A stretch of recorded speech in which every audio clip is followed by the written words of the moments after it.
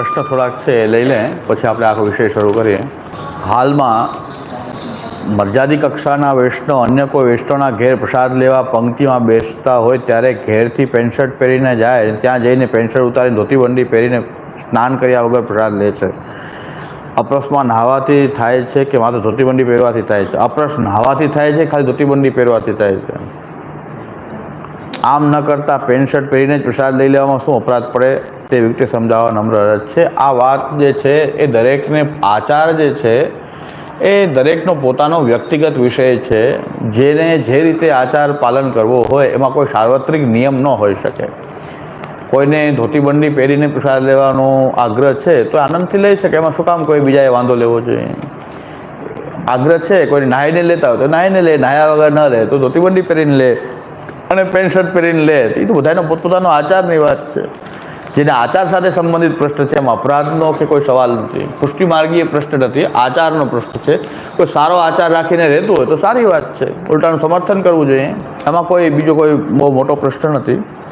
સનાતન ધર્મ અંતર્ગત જે તે પ્રાંત દેશના નિવાસી વૈષ્ણવ દેશના પહેરવેશ પ્રમાણેના વસ્ત્ર પહેરવાના હોય છે. જ્યારે મહાપ્રભુજી જીવને દીક્ષા આપીને બ્રહ્મ સંબંધ ઠાકોરજીની સેવા પધરાવી આપે છે ત્યારે ઠાકોરજીને અને વૈષ્ણવને એકબીજાને અનુકૂળ બનીને રહેવાનું કહે છે, તો સેવા કરવામાં ધોતી બંડીનો આગ્રહ કેમ? આપણા ધોતી બંડી વગેરે જે છે એક વૈષ્ણવી પહેરવેશ છે, એટલે પહેરવેશની પણ અસર થતી હોય છે, માનસિક એની પણ ઇફેક્ટ થતી હોય છે. એ બધે સ્વીકારાયેલી વાત છે. અને ધોતી બંડી એ આપણો શુદ્ધ સાત્વિક અને વૈષ્ણવી આપણો પહેરવેશ છે. એની સેવામાં જતા એ ધારણ કરવાથી પણ આપણા વિચારોની અંદર કંઈક વૈષ્ણવતાનો અસર તો કંઈક ને કંઈક થતી હોય છે. એટલે એ આગ્રહ તો છે અને આગ્રહ રાખવો પણ જોઈએ, સારી વાત છે. એટલે આગ્રહમાં કોઈ ખોટી વાત નથી. ધોતી બંડી પહેરીને સેવા થવી જોઈએ, એ સારી વાત છે. કંઈક વાતાવરણ એ પ્રકારનું બનવું જોઈએ. ધોતી બંડી કંઠી તિલક, પછી કોઈ કહેશે કંઠીની શું જરૂર છે, તિલકની શું જરૂર છે? આ બધા ચિહ્નો જે છે એ વૈષ્ણવી આપણા ચિહ્ન છે, વૈષ્ણવ તરીકેના ચિહ્ન છે. ધોતી બંડી પહેરી છે તો એમ લાગશે કે આપણે વૈષ્ણવ છીએ, પ્રભુના સેવક છીએ, શ્રી મહાપ્રભુજીના સેવક છીએ. તો વેશ વચન આચારેહી માર્ગ રૂચ્યા નિશ્ચિતા. વૈષ્ણવી પહેરવેશ તમને પહેરવો ગમે છે એના આધારે નક્કી થશે કે તમને વૈષ્ણવતા ગમે છે કે નહીં. જો વૈષ્ણવી પહેરવેશ પણ ન ગમતો હોય તો સમજી લેવું જોઈએ કે કંઈક પુષ્ટિજીવ હોવામાં કંઈક સંશય છે. એટલે વેશ વચન અને આચાર, તમને વૈષ્ણવ આચાર પણ ગમવા જોઈએ, તમને વચન પણ તમારા વૈષ્ણવના છાજે એવું, તમારી ભાષા પણ એવી હોવી જોઈએ કે જે વૈષ્ણવને છાજે, એવી ભાષા હોવી જોઈએ. હા, એટલે ગાળાગાળીવાળી ભાષા કે એવી ભાષા જે છે સામાન્ય વ્યવહારમાં આપણી ભાષામાં પણ કંઈક વિવેક અને વૈષ્ણવતા છલકવી જોઈએ.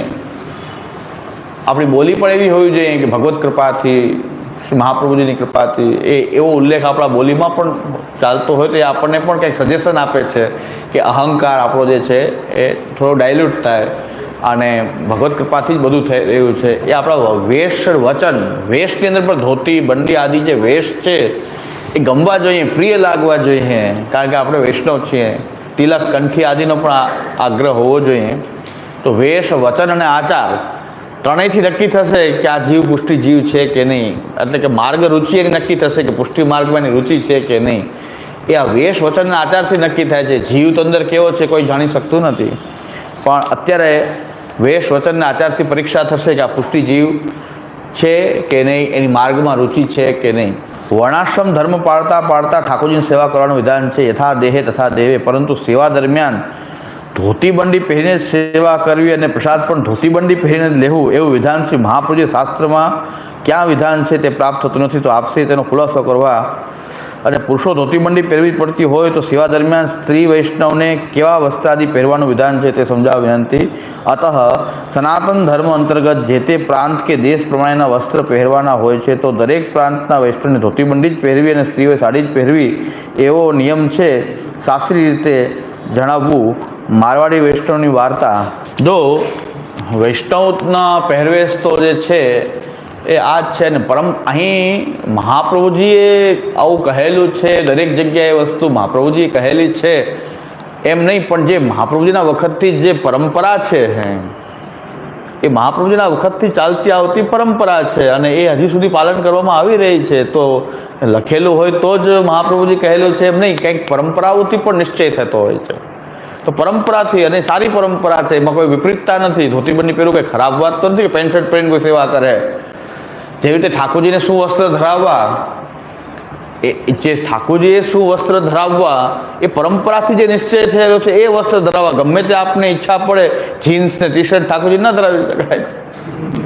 પણ મોગલાઈ વખતના કાચની, અને મોગલ છે એ કાચની મોગલાઈ છે, સુથન મોગલાઈ છે, પણ ગુસાઈજીએ ધરાવ્યું, બસ ત્યારથી પરંપરા અનુસાર આપણે ધરીએ છીએ. આપણે નવા અત્યારના આધુનિક વસ્ત્રો ઠાકોરજીને ધરાવતા નથી. એમ જે વૈષ્ણવ તરીકેનો જે આપણો જે પહેરવેશ જે છે, પરંપરાથી જે ચાલી આવતો જે છે એ ધોતીબંધી જ છે, ધોતી ઉપરણા છે, ધોતીબંધી છે. શ્રી મહાપ્રભુજીના શ્રીઅંગમાં પણ દર્શન થાય છે, ધોતી ઉપરણા ધારણ કરેલા છે આપ શ્રી. બીજા આચાર્યોના ચિહ્ન દર્શન કરો, એમાં પણ આ જ દર્શન થાય છે. તો પરંપરા છે એ તો, અને એમાં કોઈ મહાપ્રભુજી લખેલું છે એવું જરૂરી નથી. પરંપરાઓ પર પ્રમાણ હોય છે. પરંપરા જો મૂળ સિદ્ધાંતથી જો વિરુદ્ધ હોય તો પરંપરા માન્ય નથી, બાકી પરંપરા પર પ્રમાણ છે. એને ઐતિહ્ય પ્રમાણ કહેવાય છે, પરંપરા પર પ્રમાણ છે. પણ પરંપરા જે છે એ મૂળ સિદ્ધાંતથી વિરુદ્ધ ન હોવી જોઈએ. બસ તમે મૂળ સિદ્ધાંતનો ભંગ નથી થતો તો ધોતીબંધી કંઈ પરંપરા જે છે એ મહાપ્રભુજીના વખતથી ચાલતી આવતી. ધોતી ઉપરણો, ઉપરણાનો પછી આ બંડી બની, ઉપરણામાંથી બંડી બની છે. મૂળ તો ધોતીનો ઉપરણો હતો પહેલાં. પણ આ બંડી જે છે હકીકતમાં નિયમ એ છે કે મ્લેચ્છ પહેરવેશ છે, ઉપરથી પહેરો અથવા આમ નીચેથી કોઈ વસ્તુ પહેરીએ એ મ્લેચ્છ પહેરવેશ છે. એટલે આ રીતે જે પહેરવાનો જે વસ્ત્ર જે છે એ દ્વિજોએ ધારણ કરવાના ઉત્તમ વસ્ત્ર છે. અને આજે ઉપરથી ધારણ કરવામાં આવે કે નીચેથી આ રીતે પહેરવામાં આવે એ મ્લેચ્છ પહેરવેશ કહેવાય છે. એટલે મ્લેચ્છ પહેરવેશ સિવાયના પહેરવેશ આપણે ધારણ કરવા જોઈએ. એટલે મ્લેચ્છોના પહેરવેશ છે આ. હા, એટલે એ દ્વિજો માટે નિયમ હતો કે એ આ મ્લેચ્છ પહેરવેશ ધારણ ન કરે. હે, એટલે આ તો પરંપરાની વાત છે, શાસ્ત્રની વાત છે અને સમજવાની વાત છે. બાકી એ ધોતી શું કામ છે કે જે ઉપરથી પહેરવામાં આવતું નથી, કે નથી નીચેથી ધારણ કરવામાં. એટલે પેન્ટ વગેરે બધા મ્લેચ્છ પહેરવેશ છે. તો મ્લેચ્છ કરતાં આપણો પહેરવેશ પહેરવો સારો કે મ્લેચ્છ પહેરવેશ સારો? તો આપણા પહેરવેશમાં પહેરીને સેવા કરવી જોઈએ કે મ્લેચ્છ પહેરવેશની સેવા કરવી જોઈએ? કોમન સેન્સની વાત છે. આમાં કોઈ મહાપ્રભુજી ક્યાં વિધાન કરેલું છે એ નહીં, પણ મહાપ્રભુજીની વખતે ચાલતી આવતી આ પરંપરા છે. અને સ્ત્રીઓ માટે તો એમાં પણ આ મ્લેચ્છ પહેરવેશનો જે નિયમ છે એ નિયમ સિવાયના એ પહેરવેશ પહેરીને પરંપરાથી સાડી વગેરે ધરીને સ્ત્રીઓ સેવા કરતા હોય છે, અને કરવું જોઈએ, સારી વાત છે. ચણિયા ચોલી છે, સાડી છે, એ સ્ત્રીઓ ધારણ કરતા હોય છે. એક પરંપરાનો વિષય છે. હા, માર્ગીય પરંપરાનો વિષય છે. અને એ પરંપરા પછી આચાર્યચરણના વખતથી ચાલતી આવતી આ પરંપરા છે. એમાં જ્યારે સિદ્ધાંતનો બાદ કરતી હોય ને એ પરંપરા માને નથી. બધી પરંપરાઓ ખોટી નથી હોય શકે. બધી પરંપરાને ખોટી ન ઠેરવી શકાય, પણ સિદ્ધાંત વિરુદ્ધ પરંપરાઓ પડી ગઈ છે તો એને આપણે રોકવી જોઈએ. શ્રી મહાપ્રભુજી દ્વારા સૌ પ્રથમ બ્રહ્મ સંબંધ પામીને સેવક બન્યા તે દામોદદાસ હસાની પરમ ભગવદીમાં જેની ગણતરી થાય છે તેવા દામોદદાસને મહાપ્રભુજીએ દામોદદાસ સંભળવાળાને ઘેર કેમ મોકલ્યા? ત્યાં તેના 2 દિવસ રોકાણ દરમિયાન દામોદદાસ હસાનીએ સખડી પ્રસાદ ન લીધો, માત્ર અનસખડી પ્રસાદ લીધો. તો મહાપ્રભુજી પરત આવેલ દામોદદાસજીને મહાપ્રભુજીએ ફરીથી દામોદદાસ સંભળવાળાને ઘેર મોકલ્યા કેમ? સખડી અનસખડીનું સ્વરૂપ શું? સખડી અનસખડીનો જે સવાલ છે એમાં સ્વરૂપ કે ભાવનાનો બહુ મોટો ઇસ્યુ નથી. એ વર્ણાશ્રમ વ્યવસ્થા અને આચારનો પ્રશ્ન છે. શાસ્ત્રમાં અનસખડી અને સખડી આવા શબ્દ શાસ્ત્રમાં નથી ક્યાંય પણ. અને એક વસ્તુ કહી દઉં કે સખડીનો હાથ અનસખડી અડી જાય તો અનસખડી છોવાઈ જાય. આપણી માર્ગીય પુષ્ટિ માર્ગમાં ચાલતી આચાર વ્યવસ્થા છે. હકીકતમાં એકબીજાના સ્પર્શથી પણ સખડી અનસખડી એવી રીતે થતું નથી, શાસ્ત્રીય દ્રષ્ટિથી તો નથી થતું. બીજી વાત, અનસખડી એટલે શું?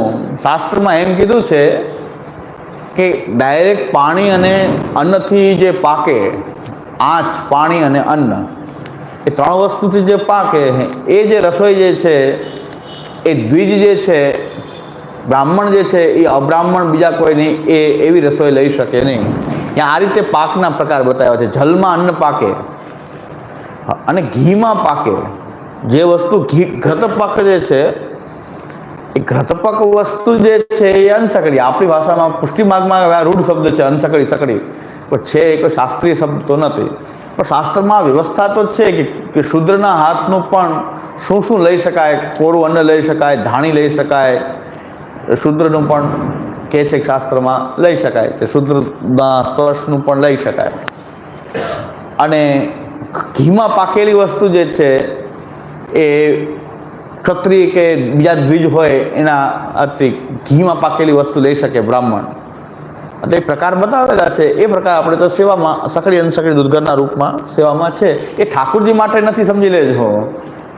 ઠાકુરજી માટે આ બધા પ્રકાર નથી, પણ બીજા સાથે વ્યવહાર, જે પ્રસાદ કોઈને લેવડાવવો છે તો એના માટેની આ વ્યવસ્થા છે. ઠાકુરજી માટે તો બધું ભેગું જ અરોગે છે. ઠાકુરજી તો એ તમે ભલે મેન કરીને ધરો, એ તો બધે હાથ લગાવવાના જ છે, અને બધું ભેગું જ અરોગશે. કે અલગ અલગ હાથ કાસા નહીં કહે કે અનસકડીમાં આવે, સકડી અનસકડી મારીને પછી હાથ કાસા કરું અડે. ઠાકુરજી માટે નિયમ જ નથી, ઠાકુરજી સન્મુખનો આ નિયમ જ નથી, સમજી લેજો. ઠાકુરજીના સન્મુખનો આ નિયમ નથી, આ નિયમ પછીનો છે, પ્રસાદીનો છે. એ પ્રસાદીની વ્યવસ્થાનો આ નિયમ છે, બાકી ઠાકુરજી માટે આ નિયમ કોઈ છે નહીં. અને સકડી અનસકડીની જે વ્યવસ્થા છે હકીકતમાં એ બીજા સાથે વ્યવહાર રાખવા માટે છે, બાકી રોજની સેવામાં જ્યારે આપણે ધરીને આપણે ઠાકોરજીને લઈએ છીએ ત્યારે સકડી અનસકડીનો કોઈ સવાલ જ નથી, હકીકતમાં તો નથી. આ શાસ્ત્રીય પ્રશ્ન છે, વર્ણાશ્રમ ધર્મની વ્યવસ્થાનો પ્રશ્ન છે, અનસકડી સકડી, અને એ સેવાનો પ્રશ્ન નથી હકીકતમાં. સેવામાં તો આપણે એને જાળવીએ છીએ, કારણ કે આપણે બીજા સાથે વ્યવહારમાં આવવું છે એટલે.